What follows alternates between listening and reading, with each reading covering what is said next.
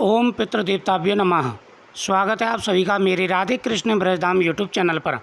आज मैं आपको सर्वपितृ अमावस्या की कथा सुनाऊंगा।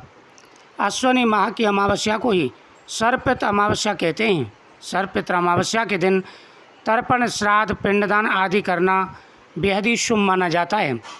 कहते हैं कि अगर कोई पितृ की तिथि रह गई हो जिस पर श्राद्ध ना किया हो तो अमावस्या के दिन सभी पितर आकर के श्राद्ध स्वीकार करते हैं। दिवंगत पूर्वजों की आत्मा की शांति के लिए यह अनुष्ठान किया जाता है। यानी अपने पितरों की शांति के लिए, अपने बुजुर्ग जो हमारे गुजर गए हैं जिनको वैकुंठ की प्राप्ति के लिए अमावस्या के दिन हम उन्हें याद करते हैं। भगवान की चरणों में उनको स्थान मिले, वैकुंठ का वास मिले और हम अपना कर्तव्य निभाते हैं। हम उनके नाम से श्राद्ध करते हैं, दान पुण्य करते हैं, ब्राह्मणों को भोजन कराते हैं जिससे वो प्रसन्न हों। पंचांग के अनुसार 2024 में श्राद्ध पक्ष 17 सितंबर को भादो महीने की पूर्णिमा के दिन प्रारंभ हुआ था, जो कि 2 अक्टूबर यानी अश्विनी महीने की अमावस्या तक रहेगा। इस दिन पितृपक्ष खत्म हो जाएगा। अश्विनी माह की अमावस्या को ही सर्वपितृ अमावस्या भी कहते हैं। सर्वपितृ अमावस्या के दिन तर्पण, श्राद्ध, पिंडदान आदि करना चाहिए। दिवंगत पूर्वजों की आत्मा की शांति के लिए यह अनुष्ठान किया जाता है। अगर पितृपक्ष में किसी मृत व्यक्ति का श्राद्ध करना भूल गए हों या किसी की मृत्यु तिथि मालूम ना हो तो अमावस्या के दिन सभी का श्राद्ध किया जा सकता है।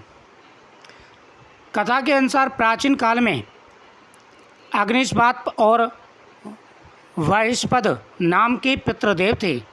उनकी एक मानस कन्या थी अक्षोदा। अक्षोदा ने अश्विनी मास की अमावस्या पर पितरों को प्रसन्न करने के लिए तप किया था।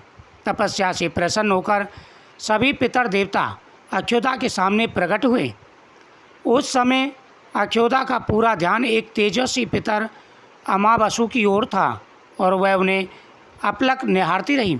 उसने अमावसु से कहा, वरदान में मैं आप मुझे स्वीकारें, मैं आपका संग चाहती हूँ। अक्षोदा की इस बात से सभी पितृ क्रोधित हो गए। उन्होंने उसे श्राप दिया कि वह पितृलोक से पृथ्वी लोक पर चली जाएगी। यह सुनकर अक्षोदा को अपनी गलती का एहसास हुआ और वह क्षमा मांगने लगी। तब पितरों ने दया कर उससे कहा कि वह मत्स्य कन्या के रूप में जन्म लेगी। वहाँ पर ब्रह्मा जी के वंशज महर्षि पाराशर उस मत्स्य कन्या को पत्नी रूप में स्वीकार करेंगे और उसके गर्भ से भगवान वेद व्यास का जन्म होगा। इसके बाद फिर श्राप मुक्त होकर वह फिर से पितरलोक में आकर के निवास करेगी। पितृ अमावसु से प्रसन्न होकर अन्य पितरों ने उनकी सराहना की और उन्हें वरदान दिया कि स्त्री के सौंदर्य के आगे आपने अपने मन को स्थिर रखा और अपने नियम पर अड़िग रहे, इसलिए तिथि आपके नाम से अमावसु के रूप में मानी जाएगी। मान्यता तभी से ये दिन सर्वपितृ अमावस्या के रूप में प्रकट हुआ। वैदिक पंचांग के अनुसार अश्विनी माह में पड़ने वाली कृष्ण पक्ष की यह अमावस्या तिथि 1 अक्टूबर को प्रातः 9:30 बजे प्रारंभ होकर 2 अक्टूबर को 12:18 तक यानी रात के 24:18 रात के 12 बजे तक चलेगी। उदय तिथि के अनुसार 2 अक्टूबर को अमावस की पूजा होगी। इस दिन कुतुब मुहूर्त सुबह 11:45 बजे से दोपहर 12:24 तक रहेगा। उसके बाद रोहिणी मुहूर्त दोपहर 12:34 से 1:34 तक चलेगा।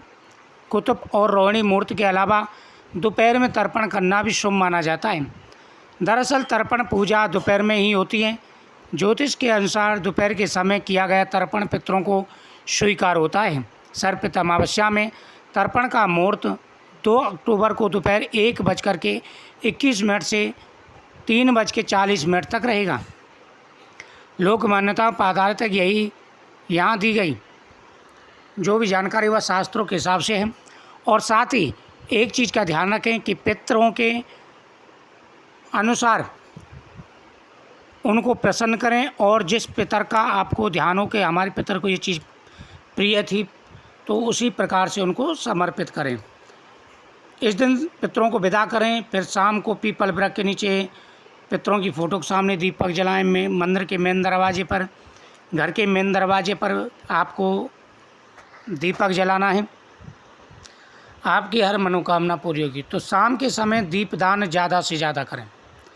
दीपदान आपको कम से कम 11 जगह करना है। 5 जगह तो कम से कम करें, नहीं तो 11 जगह तो ज़रूर करें, क्योंकि बड़ी अमावस्या है। फिर रात को माता लक्ष्मी जी के सामने दीपक जलाएं, आपकी प्रत्येक मनोकामना पूरी होगी। मुझे उम्मीद है आपको ये जानकारी अच्छी लगी होगी, तो इस वीडियो को ज़्यादा से ज़्यादा शेयर करें और चैनल को सब्सक्राइब करें।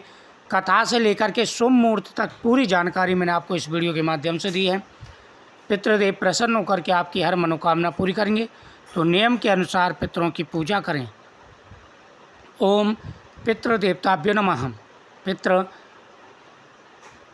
इस दिन प्रसन्न होकर के विदा करेंगे तो आपकी मनोकामना पूरी होगी।